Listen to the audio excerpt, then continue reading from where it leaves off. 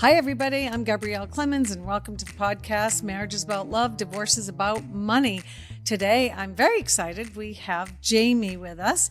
Jayme is a relatively newly divorced woman, and she's here to tell us a little bit about her story and how she worked through her divorce to get to where she is today, which is just amazing. I mean, you have a couple of businesses going on. You have expertise in Quicken. Jayme, you have success. You have great boyfriend. You have a new place to live. You're living the dream. So glad you could make time for us today. Thank you.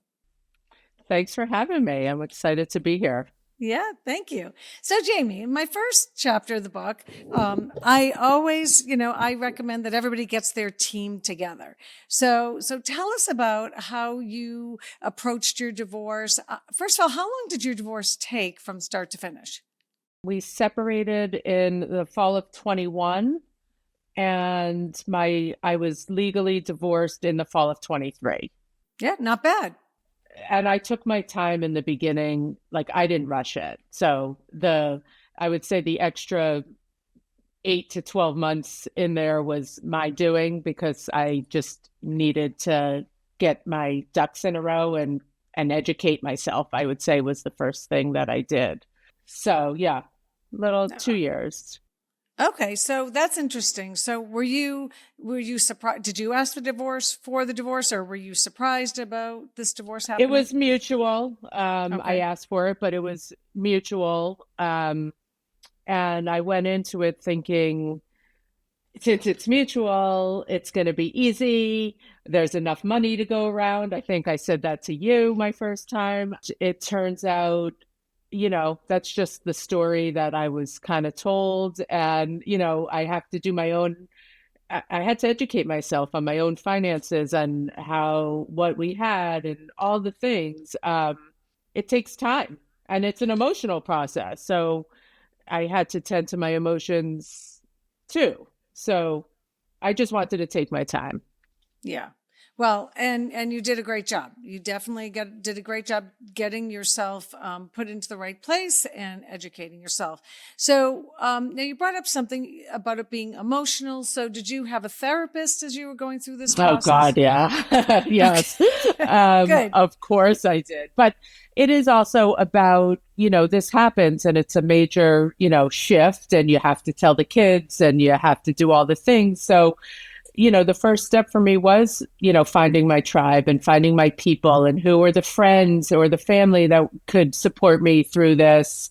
Obviously a therapist. And then, one step after that is who are the professionals that can support me in this. So it is really about finding your team that will help you get to the other side, in one piece, really. Yeah. Now, did you have a therapist that you were working with before, or did you get a new therapist just for this process? I have had a therapist for years. I mean, probably 15 years. So same one. Same one. Okay. Yeah. Okay. Yeah. And was that therapist familiar with divorce-related matters? Of course, but I don't think, yes, she was, like the legal stuff. But from an emotional and that standpoint, it's just feeling your feelings. And that's just being someplace safe where I could talk about, like, I'm scared, right? Oh my God, how are the kids doing? What did I do to my family? All the things. So it's really just about actually feeling my feelings first. And then she helped me through that. Okay. Well, that's wonderful. Did you ever get into therapy with your kids? Did you ever bring them into therapy? I didn't. My kids were both in college when we told them. So we kind of told them on Thanksgiving, and then they went back to school.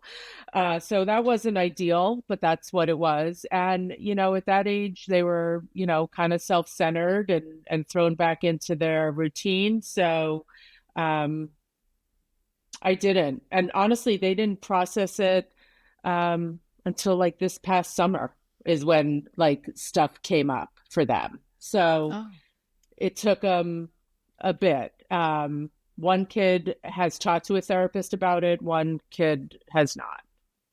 Okay. And that this summer was at least a year or two out from the final divorce process. So it took them a little bit more time. Yes. Okay. Grieving the loss of their family and the family unit and the togetherness of the four of us. Yes.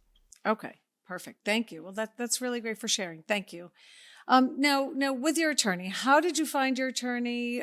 Did you get referrals from people? Did you know anybody? What was your process? I got a referral, and I trusted that referral so much that I met with the attorney and I booked him. I liked what he said, and I booked him, and I thought I would be taken care of.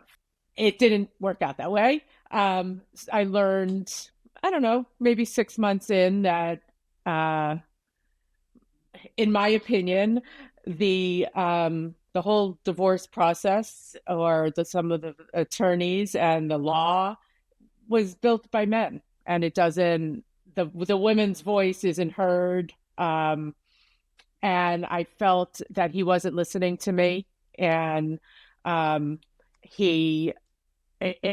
felt like I was a number, really, and like this was what my case should be, and I should just accept it.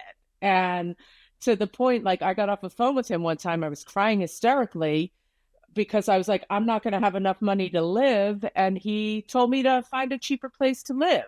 And this is my attorney I'm paying a lot of money for. So, again, that's another step in finding my own voice and feeling like I should be part of the process, and I am going to fight for myself, and I need somebody who's going to fight with me and for me. And then, honestly, it's such a word of mouth thing, which is how I found you, Gabrielle. But I found my next attorney, a woman, from a friend of mine who leads divorce groups and had been through it. You find your people by people who have been through it and know. And then once I found her, I got a little more confidence in finding my voice because she was amazing. And so I had a great attorney. That's great. Do you feel as though across the board, typically women are better attorneys in this practice area? Or, I mean, other than just personalities and who had time for you and who didn't and that type of thing. You had two very high-powered attorneys. Do you feel as though there was a difference having a woman versus a man? Oh God, yeah. I'm like one of the only people who, when my settlement agreement was signed, I sent an email to my attorneys, like thanking them and telling them I was going to miss them. Like, oh, wow. Yeah. Because they listened to me. I mean, her team, they listened to me. I felt involved in my decision-making. I felt I had a voice. I felt that they would fight for me. I felt that I was a stay-at-home mother for 24 years with, some part-time gigs on the side, but like I wasn't educated. And so they educated me along the way, and they didn't make me feel dumb. So many of them, they make you feel dumb. You feel uncomfortable asking the question that I should have known this because I am a smart woman. I was a CPA, but I didn't know all this stuff, nor should I. It's my first divorce. But so everyone that I have added to my team since my divorce has been a woman, right? You, my financial planner, woman. Why? Because we understand each other. We stand up for each other. We're going to fight for each other. Like, yeah, I do. I think we get it in a way, especially in this area, because men and women go through it so differently. Stay-at-home mother, like we're at a disadvantage, I think. Yeah, for sure. Now, your ex-husband is in the financial services industry. So did you have a window into your financial matters? Was it hard to get a handle around that? Because like many men and just other spouses who are in financial services, they just say, I'm going to handle this. This is my job. This is what I do. You can take care of the kids and we'll divide and conquer. So did you experience that? what's funny is, again, I was a CPA, right? Went to school for accounting. So I know numbers, right? And I marry a financial planner. And over the years, I became less and less involved in our financial plan. Honestly, the first time I sat down with you as a single woman, I'm going to get teary-eyed thinking about it, to discuss my financial plan was like the first time I felt involved, that what I actually wanted was heard, right? And that was a big deal. So, and I let it happen, whatever, right. I'm busy with the kids and whatever our dynamic was. I didn't, so I didn't know. I knew, we had some money. I didn't know what we had. I was surprised with what we had, for better or worse and worse. But yeah, no, I didn't know. And so I had to, and the life insurance policies and all these other things, IRAs, and you're like, what? Yeah.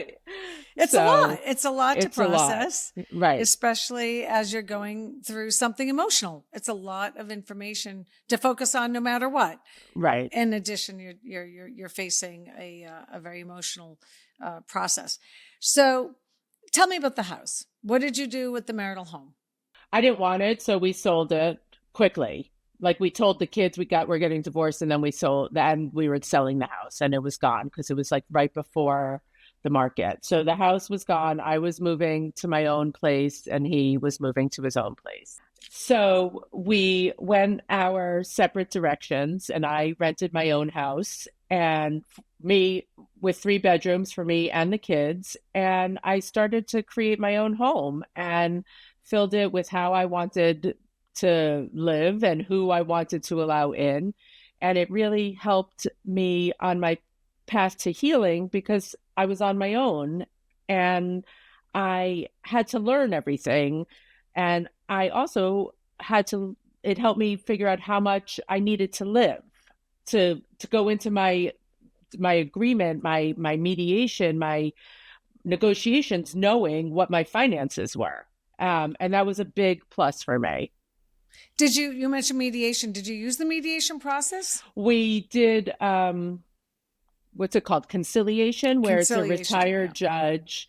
And for anyone who doesn't know, the difference is the retired judge can give they give an opinion. A mediator doesn't opine either way. They just try and help you work it out. But the conciliator, this retired judge, kind of looks at your case, and based on all their years on the bench and what they've seen, they kind of know where the case would fall. So it helps almost settle it, I would say, hopefully quicker. I mean, correct me if I'm wrong, Gabrielle, but so yeah, we did it that route. We had 2 conciliation sessions and then some phone calls and stuff after that.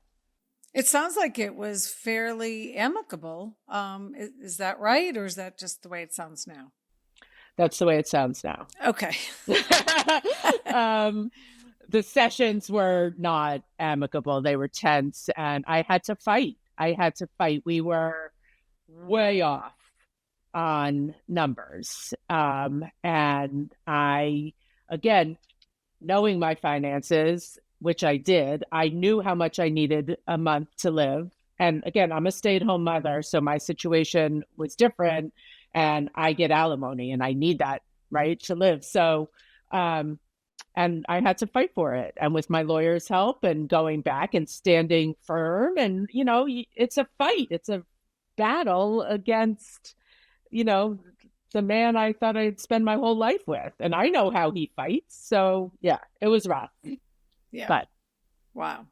Yeah. Sounds it. Well, so it sounds like you had a great team with you. You had a therapist. I'm interested about the house because some people walk in and say, the last thing they want to do is sell the house. They want to keep the house. And then ultimately, after either a year or 2, or once they start looking at what the house really costs and what their support may be, they start to change their mind. And you said, well, you didn't want it. How did you come to terms with the fact that you didn't want it? What made you not want it? Was it the memories, the finances, just your kids were in college now? You didn't need it? Yeah, it was too much of a house. It was never my house. I knew the upkeep would be ridiculous, like money wise, and people, contractors, and I didn't want it. And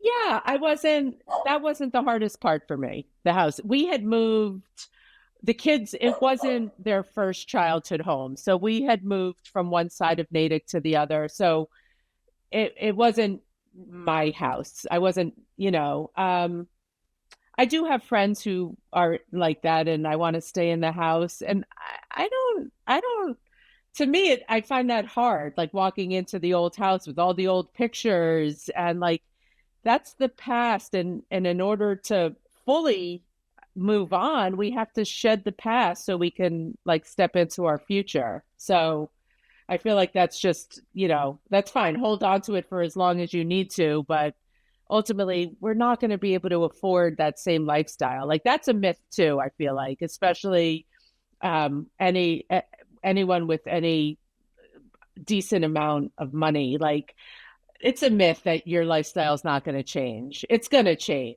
I'm sorry. I work now, right? I have income coming in. I spend less, I shop less. Like that's just a myth that needs to go away. And then men are telling us that. And that's, what I'm saying. So Yeah.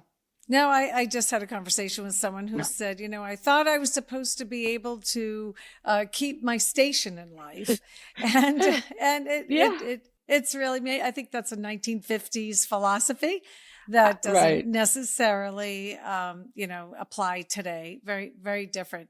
So okay, so you got through the whole process, and you went to court. Tell me, what was court like? What was your I day in didn't go court? to court. Oh, you We didn't had go. Okay. Zoom court. You had My Zoom marriage, court. my marriage ended on 7 minutes of Zoom court. And what did the judge ask you? Well, again, we had our separation agreement signed, right? So Yes. that was all signed, sealed, delivered. So it was really a formality. But, are you sure? Are you willing? And you're like, yeah, I just fought this for like 2 years. Yeah. But yes, it was literally the most anticlimactic thing. Like I'm home alone in my house. I get off. I'm like, all right, I guess that's it. Yeah. Yeah. And then another dumb thing that the state makes us do. If there's a waiting period for your divorce to be legal. I don't know if everyone knows this. I want to say, maybe you could confirm or fact check me, but if it's not mutual, it's a 90-day waiting period. But if it's a mutual divorce, you have to wait 120 days. It is. This is for anyone who's listening outside of Massachusetts. This is just a Massachusetts antiquated, component of your Ridiculous. divorce. So yes. It doesn't happen everywhere, but yes, it's true. It's complicated. It's called the NISI period. It's like we might change our mind. Right, exactly. It gives you an opportunity to nullify this whole process in case you change your mind when this is over. So, my gosh, good to know that you stuck to it. You stuck to it. We did. Yes. And then, so how did you move on? So you found your own place while you were going through the divorce, and tell me what was dating like after that. Well, I spent a year by myself, with myself. I didn't even think I would ever do online dating. Like I said, no, not for me. And I didn't want to date. I was of the mind that I would rather be alone than settle. So I also, as you know, but I had also lost my mom a year before. So that combined with my divorce, just really left me reevaluating my future. And so I would say after my divorce, I wanted, like, who did I want to be? What did I love? I had to learn to love me. Who am I? Who am I single? What did I actually like? I was married 24 years, and in that time, I took on a lot of his likes, and my likes may have, taken a back seat. So first I just really figured out who I was, what I liked about myself. And then it was like almost a year into it, and a friend from work is like, come on, I'll make your profile. Let's just do it. And I did that, and, it was fun. It was fun for men to, comment and nice smile, and, and then it gets a little weird, as I'm sure all your women tell you. Yeah.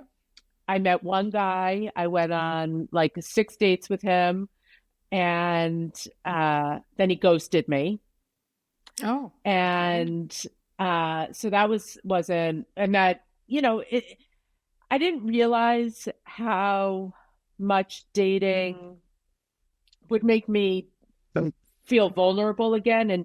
And I had to open myself up to being hurt again. And that was a big thing. And then this guy ghosted me, and it's like it all comes back. And then a month later, I went back on, and I found my man within, I found my soulmate. And that I'm lucky. I'm a success story.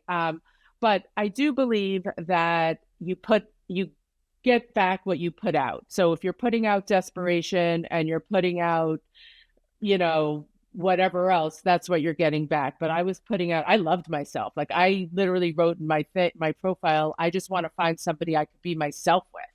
And this man answered, and he liked that. So for me, it was more about, loving myself before I wanted somebody else in the picture. Wow. And you're still together? We're still together 2 years. We live together. He is my forever. I will not be getting married. I get alimony for 14 more years, ladies. Lucky you. Yeah, but I know it. I knew it. We fell in love within 10 days. Like it really was, it really was a love story. But I really believe I had to find myself first. And I feel like a lot of women, definitely some of my friends, they skip that step and they just want to replace, and because they're hurting so much. And I hurt, even though it was mutual, I hurt for the life I lost, the man I thought I would live with forever, the family I just broke up. And, the money, the living more like differently than I live now. And, but we only have one life to live, and I want to live it to the fullest. Yeah. Well, you certainly are. Tell us about the business. You started a business? Oh, I started a business. It's called Grieve to Live with Jayme. And I started it because my mom died. And I felt like alone. I felt unsafe in the world. I didn't feel supported. So through a lot of soul searching, I realized it's my mission to help others who are grieving. And that includes divorce, and that includes loss of a job, and that includes our parents who have Alzheimer's and they're no longer, like, everyone's grieving now. So my business is actually opening up to all losses. And I just feel like together in community, we heal, and we're all so alone in this. So I'm trying to create a community to help women, all women, heal, connect, feel empowered, and, love themselves. Yeah. Well, I've been to your events, and they are amazing. I have to say, they are amazing. How often do you hold events these days? And I'm going to be doing them. Thank you. I'm going to be doing them monthly. So they are on social media, they are on my website, and they're just going to be monthly gatherings. It's going to be called Glow Gatherings, and Glow stands for Grieve Fully, Love Yourself, Own Your Healing, and Wake Up to Life. And every month is going to be a different theme, and it's going to be focused on just self-care, because as women, we don't do it for ourselves enough. So 1 month could be like a gentle flow, yoga flow. 1 month could be a medium session. 1 month could be journaling. And it's just a month, once a month for an hour or two to come together and take care of ourselves. I love and that. heal. And heal from whatever. I like that it's loss, grieving a loss, not necessarily just a loss of a loved one, but a loss of a job, a loss of a spouse, a loss of a lifestyle, Loss of a pet. whatever it is. Loss of a pet. That's a That's serious a big one. that that's a big one. nobody, right. So, and divorce. I'm sure you see a lot of the divorced women. They don't, there's grief with it, and we have to process it and sit with it. And so we can release it and move on. Absolutely. Mm-hmm. Wow. Mm-hmm. So Jayme, you've been so great today. Tell us, where do we find and who's your pet there? Who's your buddy? That's my emotional support dog, although he's not officially one. That's Brady. Oh. Brady. Good dog, Brady. So tell us about your website, just so everybody listening can visit. Grieve 2, the number 2, live with Jayme, JAYME.com. And I'm on Instagram and social media. Very good. Well, thank you so much for being here today, Jayme. We really appreciate your time and your thoughts. Any parting words of guidance or wisdom to our listeners? Take control of your life and your finances, like all of it. It is all empowering. It's your life, and you control your future. And align yourself with the people that can help you. Gabrielle, we didn't even talk about, I read her book. I read your book. I hired you. I read your book. And in whatever chapter, it recommends putting your finances on Quicken. And I put my personal finances on Quicken, and I am in so much control of my financial picture now that I never was before. So take control and hire the right people, and you got this, girl. Yeah, love it. You got this. All right, Jayme, thank you so much for being with us today. Everybody, I'm Gabrielle Clemens. You can find me at www.gabrielleclemens.com or Marriage is About Love, Divorce is About Money, available on Amazon. And my cell is 781-910-4770. Drop me a line. Love to hear from you. And thank you. And we'll see you next time. Thank you for listening to Marriage is About Love, Divorce is About Money podcast with Gabrielle Clemens. Click the follow button to be notified when new episodes become available.